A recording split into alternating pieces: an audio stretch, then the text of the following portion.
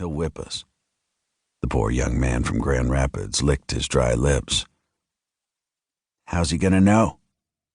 "He'll smell it on us when we return to camp." He glanced toward Roberts. "You know how close he gets." Roberts shook his head. "Prude." He turned toward a tree near the side of the road where two other men sat. "Hey, Dan, when's it your turn over here?" The bullish Polish soldier glanced over at them and waved. "No, 10." Suspicion narrowed in Robert's eyes. "It was 10, like 10 minutes ago." "Say, Wolf, you got a pocket watch?" "No, Uncle Sugar does." "Old Bat keeps jabbering poor Dan's ear off." Bogdan, who the men called Dan, sat with another corporal from the unit.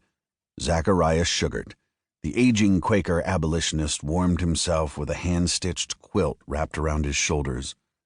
He was very religious, but despite his religious objections to war, he had joined the effort anyway. A tuft of hair stuck off the top of his skull, and his face was skeletal enough to see every bone and each nook and cranny. A thick gray beard hung from his cheeks like a tangled mass of spiderwebs. He spoke to Dan without relenting, preaching the gospel to the man non-stop.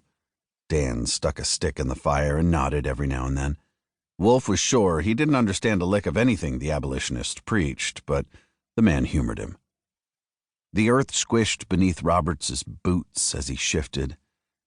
"I can't say which is worse, standing here staring at an empty road in the miserable wet and cold, or sitting next to a nice little fire with Uncle Sugar trying to save my soul." Wolf studied the men staying warm and readjusted his Sharps carbine in the crook of his arm. Dan grinned underneath his beard as Sugart spread his arms wide, gesturing toward the sky. "I think I'd rather take the watch." "Damned if you do, damned if you don't. Literally, as me ma always used to say." Wolf's brow creased. "I thought you didn't have a ma." "Well, everyone's got a ma." "I thought you didn't know her." Robert stretched his neck. "Didn't know her for long, but that's what I remember her sounding like." Wolf nodded, wiggling his toes as he tried to remind them of their rightful place on his feet. His metal knee brace emitted a tiny squeak. The elements were taking their toll on the contraption that kept his knee from giving out on him. It probably wasn't made for prolonged exposure to the wind, rain, mud, and snow of Virginia. Traces of wet snow, the kind that made every step heavy and everyone soggy, layered the muddy road they guarded. Even the trees bent in agony from the horrible condensed melting whiteness. The air was warm enough to send the snow into meltdown, but cold enough to kill a man at night, especially if the cool air got in his chest.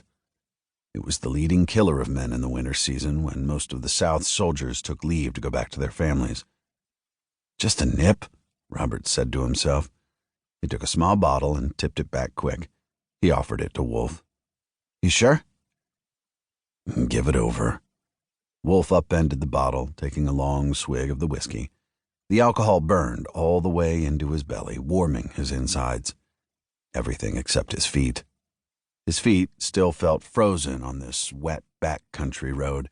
He handed the bottle back to Roberts, and it disappeared inside his coat. Roberts slapped Wolf's chest. "Now, ain't that better?" A smile crept on Wolf's face. "It's better." The two men chuckled. Wolf readjusted his Sharps carbine in the crook of his elbow and shifted it to the other side. He tried to wiggle his big toe, finding a needly numbness instead.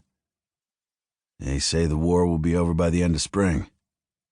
Snow crashed onto the ground in weighty clumps, sounding like falling wet sacks of wheat. The men turned wary eyes on the forest. It was natural instinct. The horses, tethered to a nearby tree, didn't bother with it, their heads bowing near the earth. The men lost interest, their eyes finding the empty road again. "I doubt it. You know old Lee, he's always got a trick up his sleeve." "True." Wolf's eyes lingered over the route. Having stared at the same empty space for so long, his eyes grew unfocused. Even when shapes caught his eye in the distance, he didn't believe his own eyes. The dark shapes transformed into running men. Mud splashed as they slipped and stumbled over the corrupted road.